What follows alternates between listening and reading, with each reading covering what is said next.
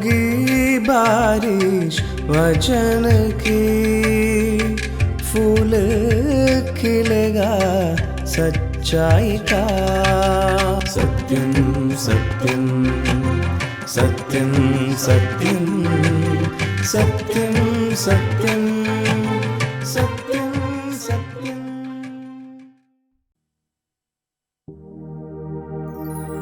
यीशु तू है जिंदगी, तू है बंदगी, तू हमारा खुदा।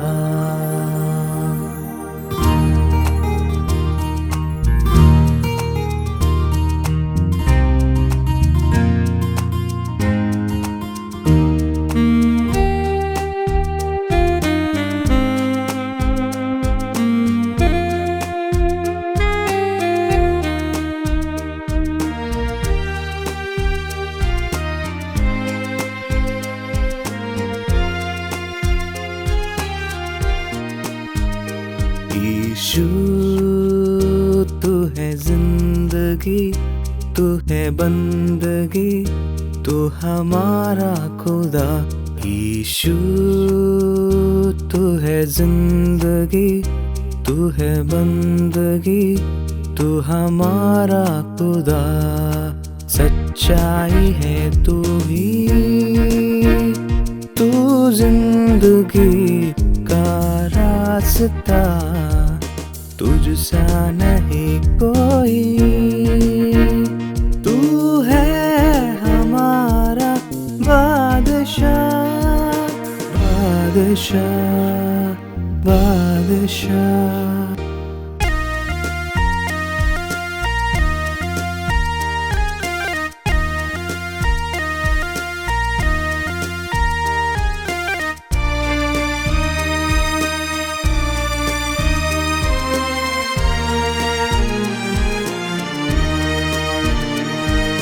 करुणा का तू सागर, महिमा का तू है राजा। सांसों में समा कर मेरे दिल में यीशु आया। करुणा का तू सागर, महिमा का तू है राजा। सांसों में समा कर मेरे दिल में यीशु आया। करते हैं अर्पण तुझे ये जिस्म और रूह जान। यीशु तू है जिंदगी, तू है बंदगी, तू हमारा खुदा। यीशु तू है जिंदगी, तू है बंदगी, तू हमारा खुदा।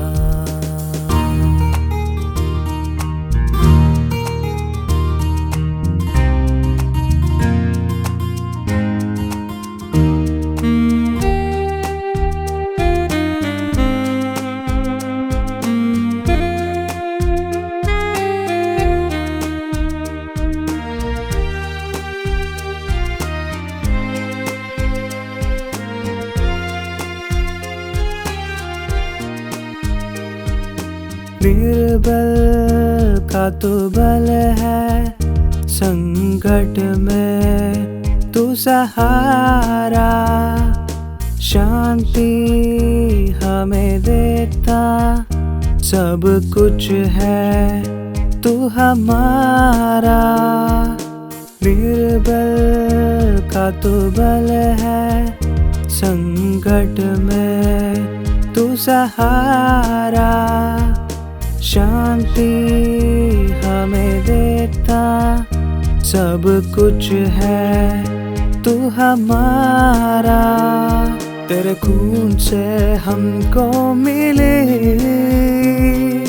मुक्ति मसीहा महान।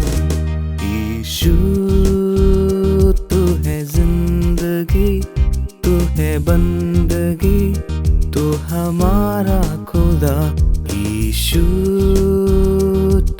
है जिंदगी, तू है बंदगी, तू हमारा खुदा, सच्चाई है तू ही, तू जिंदगी का रास्ता, तुझसा नहीं कोई, तू है हमारा बादशाह, बादशाह, बादशाह।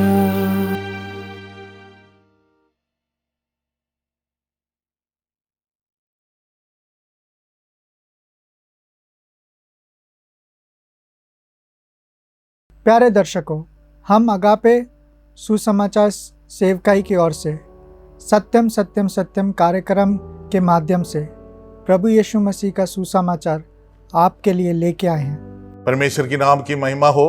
और आज आप सभी को, जो ये छोटा सा संदेश सुनने वाला सभी को मेरा प्रणाम है, और मैं आपसे आप सबको स्वागत करता हूँ कि आज परमेश्वर का वचन सुन के हमारा जीवन प्रोत्साहित हो जाए और हम परमेश्वर के प्रति हमारा जीवन और भी सफल हो जाए। तो आज जो विषय मैं आपका सामने रखना चाहता हूँ वो ये है कि सच्चा आराधना। सच्चा आराधना जो है वो सुसमाचार के प्रति हमारा सही प्रतिक्रिया है। आराधना सिर्फ एक ही होता है, अलग अलग प्रकार का आराधना नहीं होता है।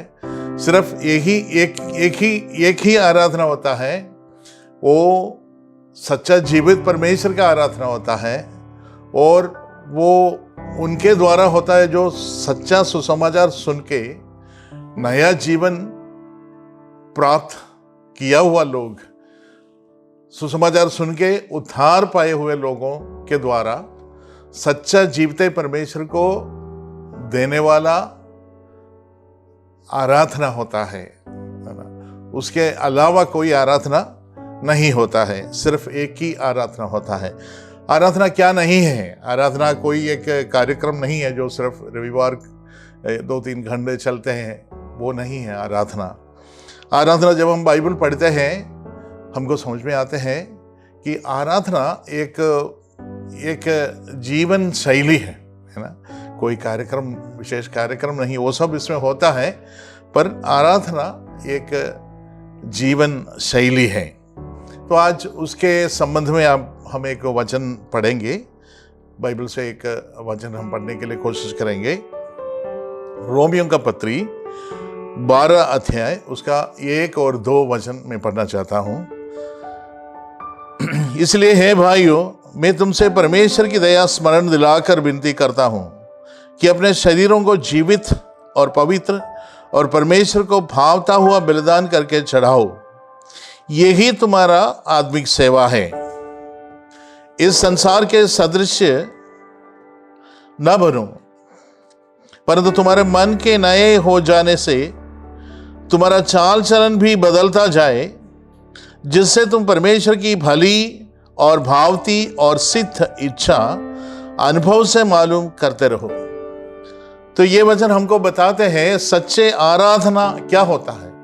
प्रेरित पौलुस जिन्होंने ये पत्र लिखा वो क्या कर रहा है इधर इस पत्री का पहले 11 अध्याय में पौलुस ने वर्णन किया कि परमेश्वर का दया मानव जाति के ऊपर, पापी मानव जाति के ऊपर परमेश्वर का दया कैसे प्रकट हुआ। मेरे प्रियो, हम परमेश्वर के कोई प्रेम या कोई दया और कोई करुणा का लायक नहीं थे।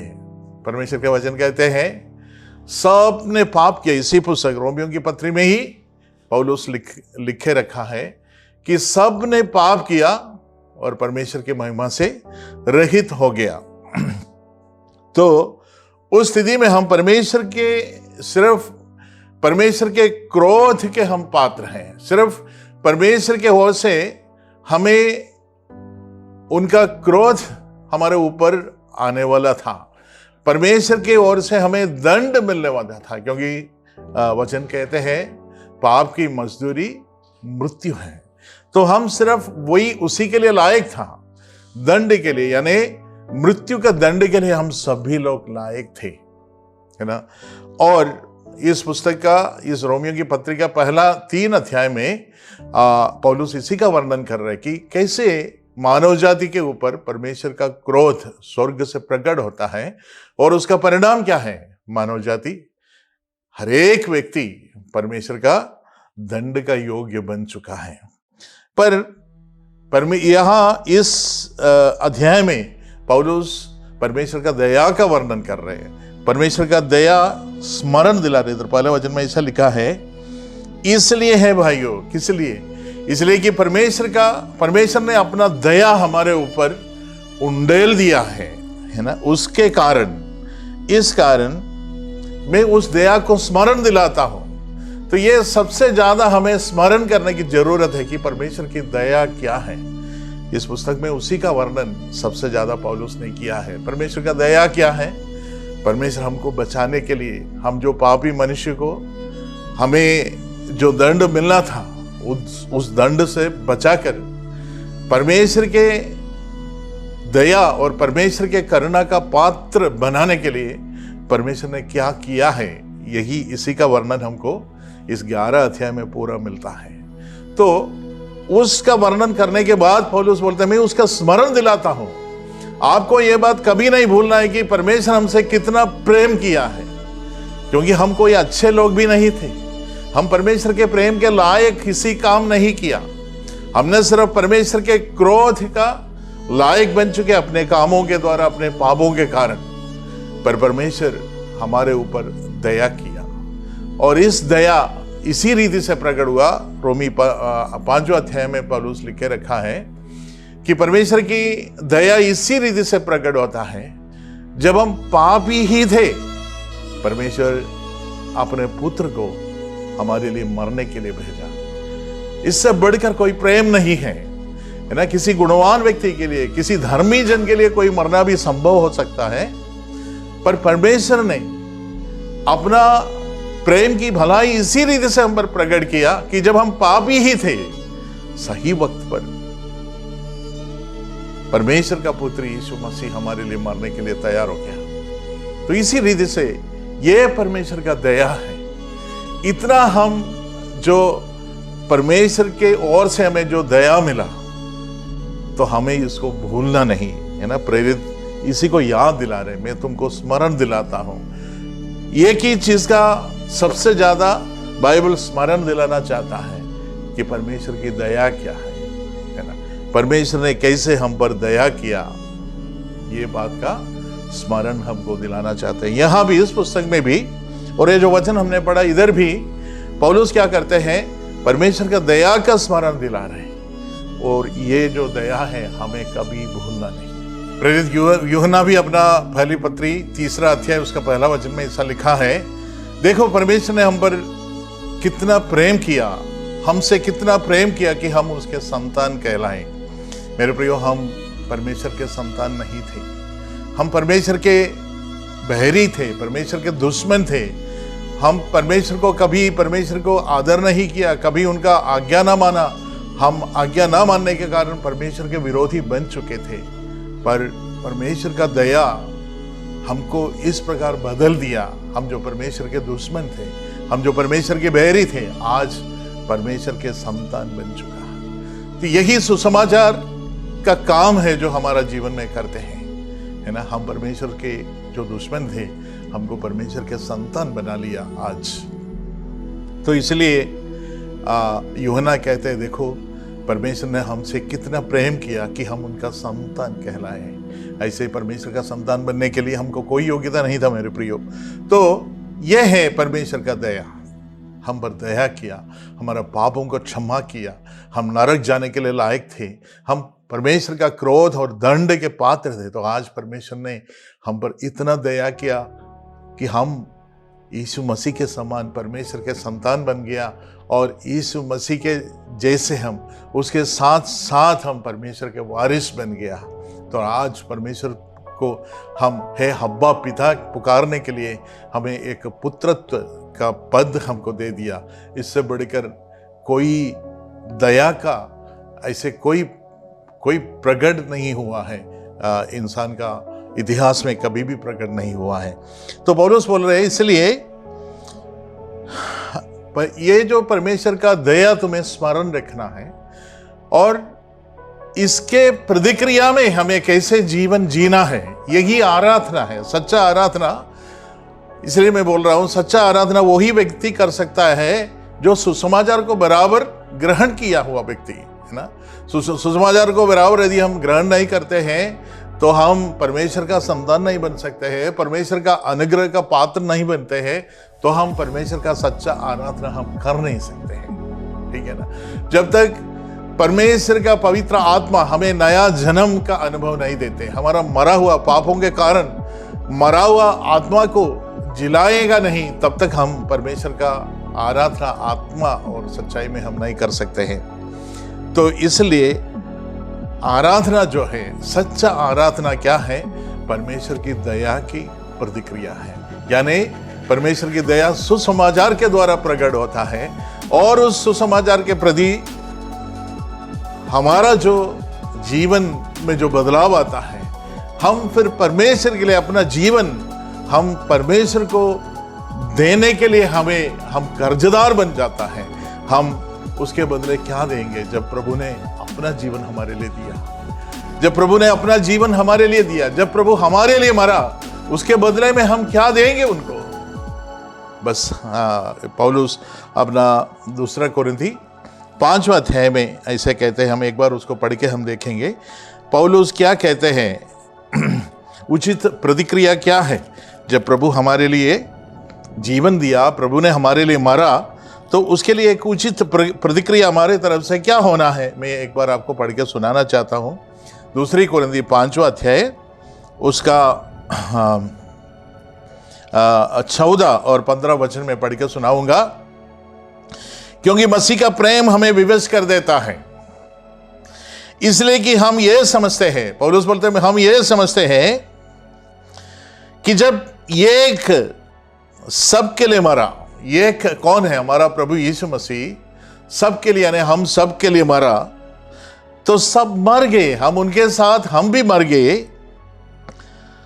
और वो इस निमित्त सबके लिए मरा। एक कारण है क्यों प्रभु हमारे लिए मरा, उसका कारण यह है कि जो जीवित हैं, हम सिर्फ यीशु मसीह के साथ मरा नहीं, उसके साथ जिलाया भी गया है। आज हम मसीह के लिए जीवित हैं, प्रभु ने हमको जिलाया। तो क्यों जीवित है आज? वे आगे को अपने लिए ना जिए, अपना मर्जी के लिए, अपना स्वेच्छा के लिए ना जिए, परंतु उसके लिए जो उनके लिए मरा और फिर जी उठा, उसके लिए जिए जो उनके लिए मरा, है ना। हम प्रभु के लिए जिए जो हमारे लिए मरा और फिर जी उठा। तो ये है, ये जीवन, हमारा जीवन कैसे रहना चाहिए। जब हम प्रभु यीशु मसीह में विश्वास किया और हम नए जन्म पाया, हम नया जीवन पाया है। हम मरे हुए थे, एफेसी 2:1 में ऐसा लिखा है, हम अपने अतिक्रमों के कारण, हमारे पापों के कारण हम मरे हुए थे और प्रभु ने हमको जिलाया। अब जिलाया, वो जीवन हमें मिला है, तो हमें उस जीवन कैसे जीना है? वो प्रभु के लिए जीना है। हम अपने लिए नहीं जीना है, अपना स्वार्थ कामनाओं के लिए, हमारा स्वार्थी अभिलाषाओं के लिए नहीं जीना है, हम प्रभु के लिए जीना है। और यही सच्चा आराधना है। रोमी 12 उसका 1 में कहते हैं, यही तुम्हारी आत्मिक सेवा है। यानी अंग्रेजी में ऐसा लिखा है, यही सेंसिबल वर्शिप, सेंसिबल एक अर्थपूर्वक आराधना होता है ना, एक उचित योग्य आराधना, सेंसिबल, रीजनेबल वर्शिप, ऐसे भी कई अनुवाद में लिखा है। रीजनेबल वर्शिप का मतलब यह है कि एक योग्य बलिदान, एक योग्य आराधना। तो हमें उससे कम कुछ भी नहीं देना है, हमें अपना जीवन संपूर्ण रूप से प्रभु के हाथों में समर्पित तो करना है। तो वही आराधना होता है। केवल हम रविवार मीटिंग में या कोई भी मीटिंग में जाकर 1-2 घंटा बैठना, उधर गीत गाना, भजन गाना और है ना, हमारा मुंह से कुछ कहना, इतना आराधना इतना नहीं होता है। आराधना एक संपूर्ण समर्पित जीवन है, एक जीवन शैली है और उस जीवन में दूसरा कोई लक्ष्य नहीं है, सिर्फ अपना परमेश्वर का महिमा के लिए, अपने परमेश्वर के लिए जीने वाला उस जीवन आराधना होता है। और आगे इस आराधना का अलग अलग अंश के बारे में, है ना, एलिमेंट्स ऑफ वर्शिप, है ना, आराधना का अलग अलग अंश क्या होता है, ये भी, इसका भी सूचना पौलुस देते हैं। वो वचन भी मैं आपको पढ़ के सुनाऊंगा। इस जीवन शैली कैसे रहना है। दूसरा वचन 12 का 2, रोमी 12 का 2 में पढ़ता हूं, इस संसार के सदृश न बनो, परंतु तुम्हारे मन के नए हो जाने से तुम्हारा चाल चलन भी बदलता जाए, जिससे तुम परमेश्वर की भली और भावती और सिद्ध इच्छा अनुभव से मालूम करते हो। तो सबसे पहले हम अपने शरीरों को एक जीवित और पवित्र बलिदान के रूप में परमेश्वर को समर्पित करना है। आज तक हमारा शरीर हम अपने इच्छा के लिए, अपने सुख विलास के लिए, अपने खुशियों के लिए अपना शरीर को वापरते थे, इस्तेमाल करते थे। पर आज जब प्रभु को जाना, आज से लेकर हमें अपना शरीरों को परमेश्वर की मर्जी के लिए छोड़ देना, परमेश्वर की सेवा के लिए छोड़ देने के लिए यहाँ वचन हमको बताते हैं। और हमारा शरीर इस प्रकार देते समय और कुछ होना है हमारे भीतर, हमारे मन में भी कुछ होना है। वो क्या होना है हम देखेंगे। दूसरा वचन में ऐसा लिखा है, इस संसार के सदृश ना बनो। हम अपने जीवन परमेश्वर को कैसे देना है, कैसे परमेश्वर हमारा जीवन में कैसे प्रसन्न हो सकता है, जब हम अपना जीवन संसार के सदृश नहीं बनते हैं। हम संसार के लोग थे, संसार के लोगों से हमने बहुत कुछ सीखा, संसार से शुरुआत के सारे बातें हमने जीवन का संबंध में संसार से सीखा, वही करते आया हम। पर आज हमें बदलना है। उस संसार के जैसे हमें सोचना नहीं, उस संसार के जैसे हमें बात नहीं करना है, वो संसार के लोगों के जैसे हमें जीना नहीं है। संसार के सदस्य ना बनो। क्यों? क्योंकि संसार परमेश्वर के दुश्मनी में है ना। और ये सारे संसार शैतान के अधीनता में है। संसार के सारे सोच विचार, उसमें कितना अलग अलग प्रकार का विचारधाराएं होता है, कितने अलग अलग प्रकार का धार्मिक व्यवस्थाएं होते हैं, सब कुछ परमेश्वर के विरोध में है, परमेश्वर के सच्चाई के विरोध में है। तो इसलिए जब संसार का प्रभाव हमारे ऊपर आते हैं तो हम संसार के परमेश्वर के विरोधी हो जाते हैं। जो संसार का दोस्त बनना चाहते हैं वो सब परमेश्वर के दुश्मन बन जाते हैं। तो इसलिए हमें संसार के सादृश्य नहीं बनना। कल तक हम इस संसार के सादृश्य, उनके जैसे ही हमारा चाल चलन था, पर आज हमको बदलना है। आज हमें इस परमेश्वर के वचन के अनुसार हमारा मन को बदलना है। हम एक नया सृष्टि बन चुके हैं, हमारा एक नया आत्मा, मरा हुआ आत्मा जिलाया गया है ना। हम एक नया सृष्टि बन गया। तो आज हमारा मन भी पूरा अभी नया हुआ नहीं, अब नया होते जाना। इधर शुरुआत हो गया जब हमने नया जीवन पाया, जब हमने पवित्र आत्मा पाया, तो एक शुरुआत हुआ हमारा जीवन में, इस नया जीवन का शुरुआत हुआ। तो अब हमको आगे कैसे बढ़ना है? इस संसार के सदृश नहीं बनना है। संसार के जो उद्देश्य क्या है, संसार ने हमको क्या सिखाया? संसार बोला बस इस संसार में जीवित रहने का एक ही उद्देश्य क्या है? धन इकट्ठा करना है। और इस संसार में जीवित रहने का उद्देश्य क्या है? संसार में जितना भी खुशियां हैं, संसार देने वाला, उस खुशियों को जितना हम हो सके उतना उसको पाते रहना, ऐसे संसार ने हमको सिखाया। पर परमेश्वर ऐसे नहीं सिखाते हैं। हमें उसी के लिए हमारा शरीर का दुरुपयोग नहीं करना है ना।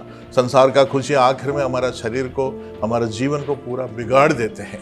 इसलिए हमें संसार के सदृश्य नहीं बन के जैसे नहीं सोचना है। हमें परमेश्वर के वचन के द्वारा हमको समझना है कि परमेश्वर का इच्छा क्या है ना। हम अपना स्वेच्छा के लिए नहीं जीना है, परमेश्वर की इच्छा के लिए हमें जीना है। तो इसलिए ऐसा लिखा है, इस संसार के सदृश न बनो, परंतु तुम्हारे मन के नए हो जाने से तुम्हारा चाल चलन भी बदलते जाए। तो हमारा चाल चलन बदलने के लिए कोई बाहरी काम नहीं है, ऊपरी तौर से कुछ करने से हमारा चाल चलन में सच्चा बदलाव नहीं आता है। यदि हमारा चाल चलन में सच्चा बदलाव आना है तो हमारा मन, अंदर से हमारा मन बदलना जरूरी है। हमारा मन कैसे बदल सकते हैं? हमारा सोच विचार कैसे बदल सकते हैं? हम सब कुछ, आज तक हम सब कुछ संसार से सीखा, संसार के अनुसार हमारा सोच विचार है। पर अब हम परमेश्वर के वचन सुनने के द्वारा, परमेश्वर के वचन सीखने के द्वारा, वचन समझने के द्वारा हमारा मन के सोच विचार बदलना है। परमेश्वर के वचन से हमारा मन को प्रभावित होना है। ऐसे प्रभावित होते ही हम परमेश्वर के एक भावता हुआ बलिदान हमारा शरीर बन सकते हैं, है है ना। तो हमारा मन का सोच विचार बदलना है, और मन बदलते से हमारा चाल चलन भी बदलते हैं, और हमारा मन और चाल चलन बदलते हैं तो परमेश्वर को, हमारा इस शरीर परमेश्वर स्वीकार करने के लिए बहुत ही खुश हो जाता है परमेश्वर। और इसी प्रकार यही हमारा आराधना है।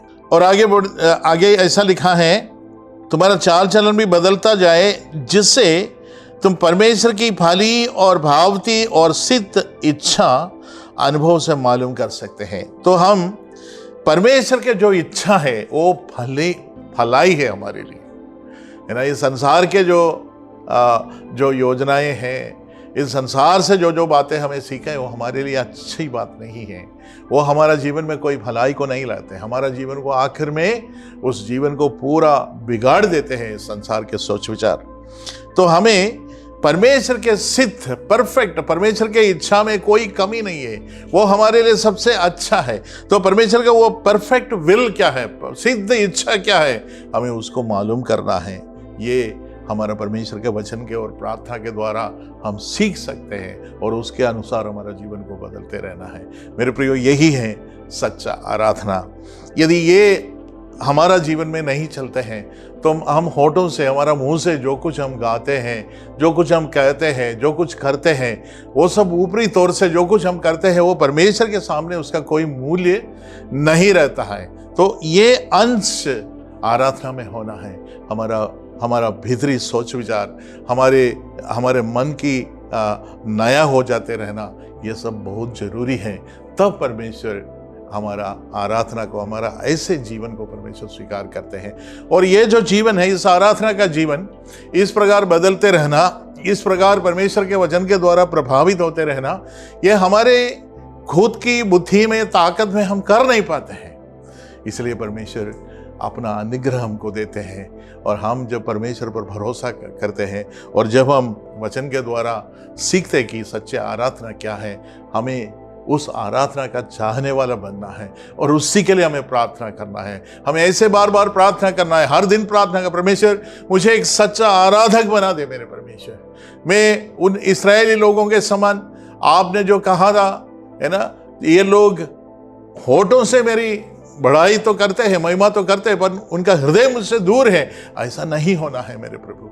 ऐसे हमें प्रार्थना करना है, प्रभु हमारा हृदय भी आपके साथ रहे, हमारा हृदय संपूर्ण रूप से आपके लिए समर्पित रहे। उसी प्रकार हमारा हृदय को बदल दे मेरे प्रभु, और आपसे प्रेम करने के लिए हमें सिखा दे मेरे प्रभु।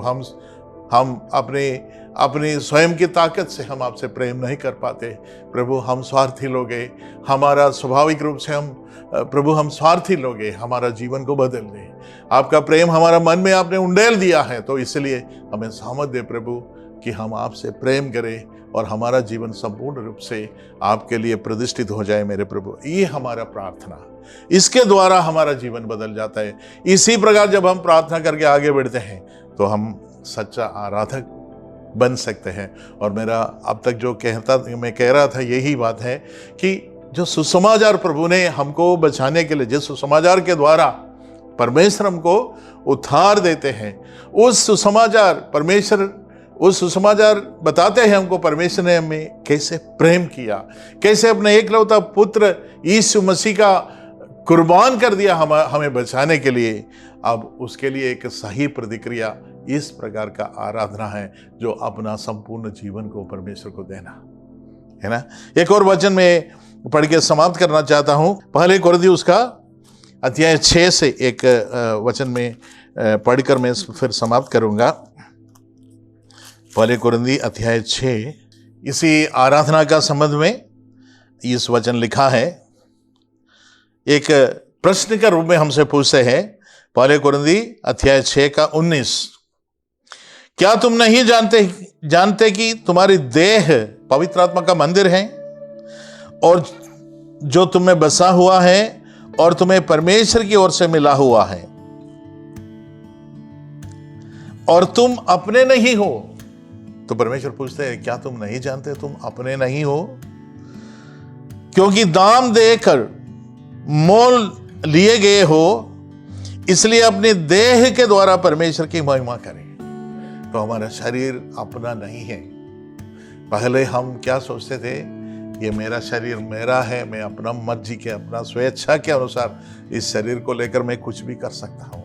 पर आज हमको वचन बोले ये शरीर आज से हमारा नहीं है, क्योंकि प्रभु ने दाम देकर हमें मोल लिया। प्रभु ने क्या दाम दिया था, क्या दाम चुकाया? प्रभु ने अपना शरीर, अपना प्राण, अपना जीवन दे दिया और उसके द्वारा हमको खरीद लिया प्रभु। अब जैसे हम खरीद लिया तो हम किसका प्रॉपर्टी बन गए? आज हम परमेश्वर का प्रॉपर्टी है, हम अपने नहीं हैं और हमारा शरीर भी अपना नहीं है। इसलिए हमें अपने शरीर के द्वारा परमेश्वर की महिमा करना है। अपने शरीर के द्वारा, जो शरीर में जो ताकत है, जो कुछ प्रभु ने हमको दिया है, उसके द्वारा परमेश्वर की महिमा करना है, उसके द्वारा परमेश्वर की सेवा करना है। ऐसा एक मन हमें बनाना है। यही सच्चा आराधना होता है। तो मैं इधर समाप्त करना चाहता हूँ। आप जो ध्यान से सुन रहे थे, आप सभी को धन्यवाद। और इस वचन को बार बार आप सुनते रहना और आपका जीवन बदल जाए। और आपका जीवन, मेरा प्रार्थना यह है कि आपके जीवन परमेश्वर को एक भावता हुआ बलिदान के समान परमेश्वर आपका जिंदगी से संतुष्ट हो जाए, तृप्त हो जाए। प्रभु आप सबको आशीषित करे। आमीन। हम आशा करते हैं कि ये संदेश आपके लिए आशीष का कारण बना है। यदि आप प्रभु यीशु मसीह के बारे में या बाइबल के बातें के विषयों के बारे में अधिक जानकारी लेना चाहते हैं या आपके समस्या के बारे में आप प्रार्थना रखना चाहते हैं या कोई सुझाव हमारे पास बताना चाहते हैं, तो हमारे पते पे आप ज़रूर लिखिए। हमारा पता है अगापे गॉस्पेल मिनिस्ट्री, 87 मैत्री नगर, कोलम 691002। हमारा ईमेल आईडी है satyamsatyamai@gmail.com। आप हमें फ़ोन या व्हाट्सएप के माध्यम से भी संपर्क कर सकते हैं। हमारा फ़ोन नंबर है 7898160067 या फिर 9960156585 पर भी संपर्क कर सकते हैं। इस प्रकार के संदेश को और भी सुनने के लिए हमारे YouTube चैनल सत्यम सत्यमय या हमारे Facebook पेज सत्यम सत्यमय पर जाएं। परमेश्वर आप सबको आशीषित करे। होगी बारिश वचन की, फूल खिलेगा सच्चाई का। सत्यम सत्यम सत्यम सत्यम सत्यम सत्यम सत्यम।